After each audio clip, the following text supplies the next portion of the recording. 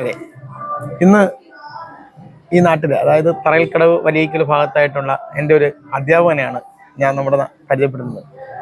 ഹിന്ദിയിലും 10-20 വർഷം കൊണ്ട് സാറ് ഗൾഫിലായിരുന്നു. ഇപ്പം യാദൃശ്യമായിട്ട് നാട്ടിൽ വന്ന് അങ്ങനെ കാണാൻ പറ്റി. വേറെ ആരുമല്ല, നമ്മുടെ നാട്ടുകാർക്കറിയാവുന്ന നാട്ടിലെ ഒരു നല്ലൊരാളായിരുന്ന കായൽവാരത്ത് പൊന്നൻ സാറിനെയാണ്. സാറ് 20 വർഷം കൊണ്ട് ഗൾഫിലായിരുന്നു. അറബി 5-8 ഭാഷകൾ കാണാതെ അറിയാവുന്ന സാറിന് നല്ല രീതിയിൽ അറിയാം. അതിലുപരി സാറിന് ആ അനുഭവങ്ങൾ, അറബി രാജ്യത്ത് ഹിന്ദി അറിയാവുന്നതുകൊണ്ട് ചെന്ന് പറ്റിയതുകൊണ്ട് എളുപ്പം മനസ്സിലാക്കാൻ പറ്റിയ അനുഭവം, പിന്നെ എന്നെ 10-25 വർഷം മുമ്പ് ഹിന്ദി പഠിപ്പിച്ചപ്പോഴുണ്ടായ രസകരമായ ഒരു അനുഭവം സാറ് പറഞ്ഞു തരും. സാറേ, എന്താണ് സാറേ അത്? ശിവജി കണ്ടതിൽ സന്തോഷം. പിന്നെ ഏതായാലും 27-28 വർഷങ്ങൾക്ക് മുമ്പുള്ള ഒരു സംഭവം എന്തായാലും അത് ഓർക്കാനും ഒക്കെ കഴിഞ്ഞത് വളരെ സന്തോഷം. അപ്പൊ നമുക്ക് ഞാൻ ഈ ശിവജിയെ 32 വർഷത്തിന് മുമ്പാണ് പ്രോഗ്രസീവിൽ ഇങ്ങനെ ക്ലാസ് എടുക്കുന്ന ഏകദേശം. അപ്പൊ അദ്ദേഹം അന്നേരം 10ാം ക്ലാസ്സിൽ പഠിക്കുകയാണ്. ഹിന്ദി ഒന്നും അറിയാൻ വയ്യ. ഹിന്ദി അന്ന് പൊതുവെ 3-4 അക്ഷരം ബാക്കി അറിയാം. അപ്പൊ അന്ന് പൊതുവെ ഒരു 60% പേരും ഹിന്ദിയിൽ വളരെ ശ്രദ്ധിക്കാത്തൊരു വിഷയമായിരുന്നു അത്. എല്ലാവരും ക്ലാസ് കട്ട് ചെയ്തിട്ട് പോകും.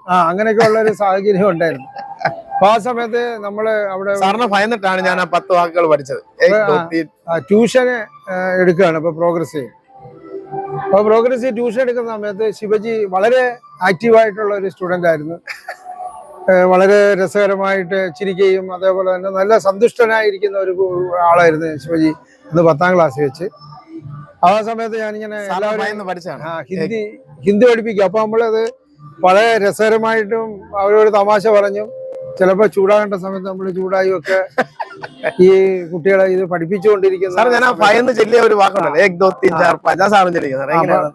അന്ന് പിന്നെ ശിവജി ചൊല്ലി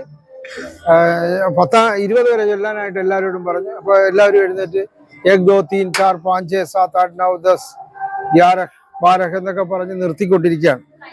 അപ്പൊ അന്ന് നമ്മൾ ക്ലാസ്സിൽ ഞാനൊരു താളത്തിലാണ് ഇവരെ പഠിപ്പിച്ചുകൊണ്ടിരുന്നത്. അപ്പൊ സാധാരണ നമ്മൾ ബൈഹാർട്ട് ചെയ്യുമ്പോൾ ഒരു താളം ഉണ്ടെങ്കിൽ വേഗം അത് മനസ്സിലാകും. അതുകൊണ്ട് 11 12 13 14 15 16 17 18 19 20 ഇങ്ങനെയാണ് പഠിപ്പിച്ചുകൊണ്ടിരുന്നത്. അപ്പൊ ശിവജി 10 കഴിഞ്ഞപ്പോ ശിവജി ബാക്കി മറന്നുപോയി.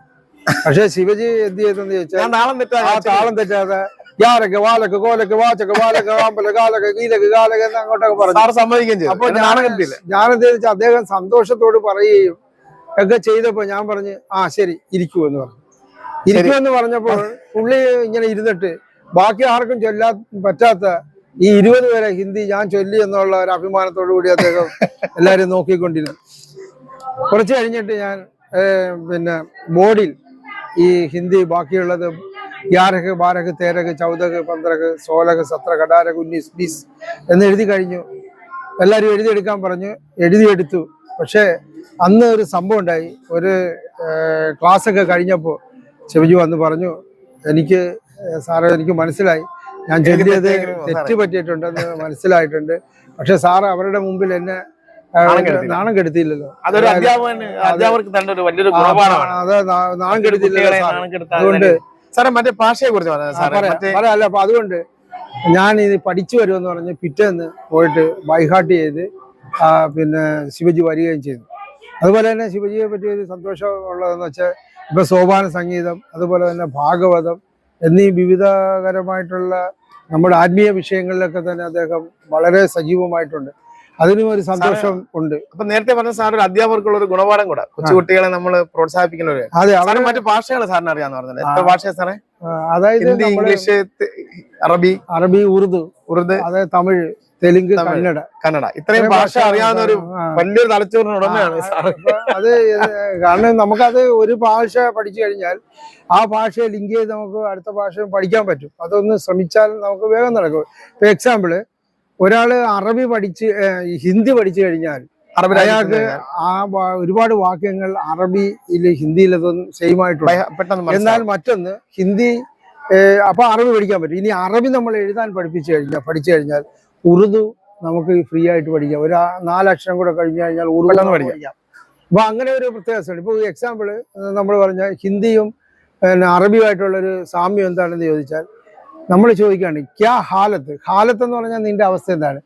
ഈ അറബി ചോദിക്കുന്നത് കേഫ് ഹാലക് എന്ന് ചോദിക്കുക, അതിനൊരു അവന്റെ അവസ്ഥ എന്താണ്, എങ്ങനെയൊക്കെ ഉണ്ട് എന്നുള്ളത് ചോദിക്കുന്നു. പിന്നെ അറബിയിലൊരു ഗുണമുള്ളത് എന്താണെന്ന് വെച്ചാൽ കെഫാലക് എങ്ങനെയുണ്ട്, അസക്തയും അസക്കും ഖയർ, കെഫാലക്, കെഫ് ഗോബ. നമ്മുടെ വീട്ടിലുള്ള എല്ലാവരെയും പറ്റി ചോദിക്കുന്ന ഒരു കൾച്ചർ അറബിയിലുണ്ട്. പക്ഷെ നമ്മള് ഈ തരത്തിൽ അങ്ങനെയാണ്. പിന്നെ ഇപ്പോ നമ്മുടെ എക്സാമ്പിള് അതിനേക്കാൾ ഇപ്പോ തമിഴ് അറിയാം എന്ന് പറഞ്ഞാൽ നമുക്ക് തമിഴ് പഠിക്കാനായിട്ട് കച്ചട തപ ngഞ്ഞണ നമ്മ എന്ന ആ 10 അക്ഷരം പഠിച്ചു കഴിഞ്ഞാൽ നമുക്ക് തമിഴ് എഴുതാനായിട്ട് പഠിക്കാൻ പറ്റും. അപ്പൊ എല്ലാ ഭാഷ എഴുതാൻ അറിയാം. അപ്പൊ അതിന്റെ ഒരു പ്രത്യേകത എന്താണെന്ന് വെച്ചാൽ കാ ഇഖ ഗാ ഇഖ വരെയും തമിഴിൽ ഒരു നമ്മുടെ വലിയിരിക്കൽ തറയിൽക്കടവ് ഭാഗത്ത് വിരളമായിരിക്കും സാറിനെ പോലെ ഇത്രയും ഭാഷകൾ കൈകാര്യം ചെയ്യാൻ പറ്റുന്നതാണ്. അത് ഉണ്ടാകുന്ന ആളുകളില്ല, വിരലെണ്ണാവുന്നവരൊക്കെ കാണുന്നത്. എങ്കിലും അതാണ് നമ്മുടെ വിശ്വാസം. അപ്പൊ ഈ പട്ടാളത്തിലൊക്കെ പോയിട്ടുള്ളവർക്ക് പല ഭാഷകൾ അറിയാം. പിന്നെ നമ്മളെ ഉദ്ദേശിക്കുന്നത് എന്താന്ന് വെച്ചാൽ അല്ലെങ്കിൽ ഇത്രയും ഭാഷ അറിയാൻ പറ്റത്തില്ല സാർ. അറബി, ഉറുദു, തമിഴും ഹിന്ദിയൊക്കെ ഒരു ഭാഷ അറിയാൻ പറ്റും. പക്ഷെ എന്നാലും നമുക്ക് തെലുങ്ക്, കന്നഡ, ഒരു പ്രത്യേകത കൂടെ ഉണ്ട്. കന്നഡ എഴുതാൻ അറിയാവുന്നവർക്ക് തെലുങ്ക് വേഗം പഠിക്കാൻ പറ്റും, എഴുതാൻ പറ്റും. പറ്റും. കുറച്ച് ചെറിയ വ്യത്യാസം. ടഫായിട്ട് വന്ന ഭാഷ സാർ എഴുതാൻ? ഞാൻ പറഞ്ഞത് ഈ ബംഗാളി ഭാഷയാണ്. എഴുതാനും അത് ബംഗാളി ഭാഷയുടെ പ്രത്യേകത എന്താന്ന് വെച്ചാൽ ഷായ്ക്ക് ദ്വന്ദ്ഹ, അതേപോലെ കോ എന്ന് പറയുന്നത് കൊഫീൽ എന്ന് പറയും, ഒരു കൊമ്പിനി എന്ന് പറയും. അതിന് ആ അക്ഷരത്തിന്റെ ആ അക്ഷരം പഠിക്കുന്നതിന്റെ ഒരു പ്രയോഗത്തിലൂടെയാണ്. ഈ 8 ഭാഷയിൽ എവിടെയും നമ്മൾ മലയാളം ചേരുന്ന ഏതെങ്കിലും? ഉണ്ട്. മലയാളം ചേരുന്നതെന്ന് പറഞ്ഞാൽ ഇപ്പൊ ഉദാഹരണത്തിന് ഞാൻ കന്നഡയും അതേപോലെ മലയാളവും തെലുങ്കും ഒന്ന് പറയാം. അതായത് ഇല്ലിന്ത എസ്റ്റ് ദൂര, ഇവിടെ നിന്ന് എത്ര ദൂരമാണ് പെട്രോൾ പമ്പ് എന്ന് ചോദിച്ചാൽ ഇവിടെ നിന്ന് എത്ര ദൂരമാണ്, ഇല്ലിന്ത എസ്റ്റ് ദൂര എന്നുണ്ട്. എന്താ ദൂര പെട്രോൾ പമ്പ്? കന്നഡ തെലുങ്കാണ്. ഇവിടെ നിന്ന് എത്ര ദൂരമുണ്ട് പെട്രോൾ പമ്പിന്? നമ്മൾ മലയാളത്തിൽ പറഞ്ഞാൽ ഇവിടെ നിന്ന് എത്ര ദൂരമുണ്ട്.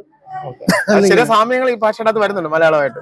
എല്ലാ ഭാഷയും പരിശോധിച്ച് മറ്റെല്ലാ രാജ്യക്കാരും സംസ്ഥാനങ്ങളിലുള്ളവരും പറയുന്നത് മലയാളമാണ് വളരെ ടഫ്. അല്ല, ശരിക്കും പറഞ്ഞാൽ ബംഗാളിയാണ് ഏറ്റവും കൂടുതൽ അക്ഷരങ്ങളും ഉണ്ട്. അതേപോലെ തന്നെ പഠിക്കാൻ എല്ലാ ഭാഷയും ഒന്നും അങ്ങനെ കടുപ്പമായിട്ട് പറയാൻ പറ്റത്തില്ല. കാരണം ഹെർമൻ ഗുണ്ടർട്ട് ജർമ്മനിക്കാരനായിരുന്നു. അദ്ദേഹമാണ് മലയാളത്തിന്റെ നിഘണ്ടു ഉണ്ടാക്കിയത്. അപ്പോൾ ഒരു ഭാഷ, പക്ഷെ മലയാളിക്ക് ഒരു പ്രത്യേകത ഉണ്ടെന്ന് വെച്ചാൽ തമിഴൻ ഹിന്ദിയോ ഇംഗ്ലീഷോ പറഞ്ഞാൽ അത് മനസ്സിലാകും അയാൾ ആ ഭാഷക്കാരനല്ലെന്ന്. എന്നാൽ മലയാളി പറഞ്ഞാൽ അവൻ മനസ്സിലാക്കത്തേ ഇല്ല. കാരണം ഇവൻ ഈ ഭാഷക്കാരനാണോ എന്ന് പറയും. ഇപ്പൊ ഉദാഹരണത്തിന് ഒരിക്കലും ഒരു ടാക്സിയിൽ ഇരുന്നിട്ട് എനിക്കൊരു അനുഭവം ഉണ്ടായി. അപ്പൊ അദ്ദേഹം എന്നോട് ചോദിച്ചു, നീ ഫേൻട്രോ എവിടെ?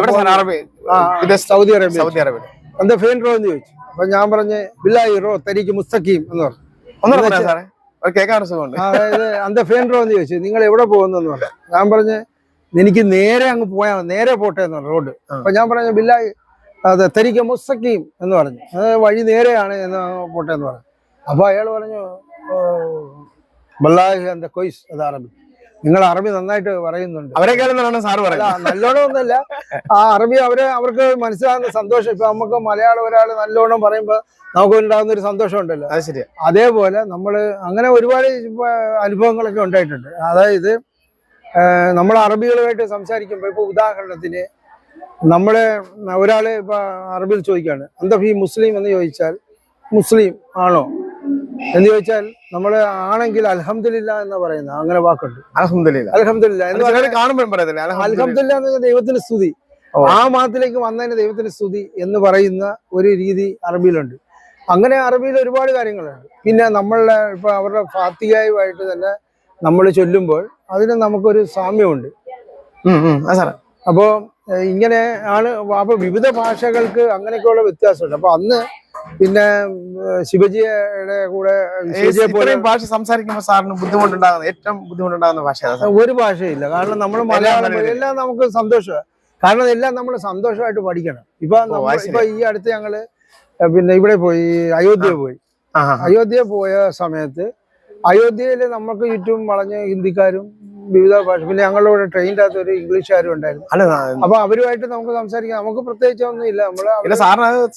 നിത്യം കൈകാര്യം ചെയ്തുകൊണ്ട് ഒരു വിഷമമില്ലാതെ പോകാൻ പറ്റും. അപ്പൊ ഇത്രയും നല്ല രീതിയിൽ നമ്മുടെ നാട്ടിന് പുറത്ത് ഇത്രയും ഭാഷ വളരെ വൈവിധ്യമാർന്ന രീതിയിൽ സംസാരിക്കാൻ കഴിവുള്ള ഇതുപോലൊരു ഒരു മഹത് വ്യക്തി നമ്മുടെ നാട്ടിലുള്ള ഞങ്ങൾ അഭിമാനം കൊള്ളുകയാണ്. കായൽവാരത്ത് പറഞ്ഞ ഇത്ര സമയം എന്നോട് സംസാരിച്ച പൊന്നൻ സാറിനും കുടുംബാംഗങ്ങൾക്കും ഈശ്വരനാമത്തിൽ നന്ദിയും കടപ്പാടും അറിയിക്കും. അപ്പൊ സന്തോഷം കണ്ടതിലും ഓക്കെ ഈ കാര്യങ്ങളൊക്കെ ചിന്തിക്കാൻ കഴിഞ്ഞാലും സന്തോഷം.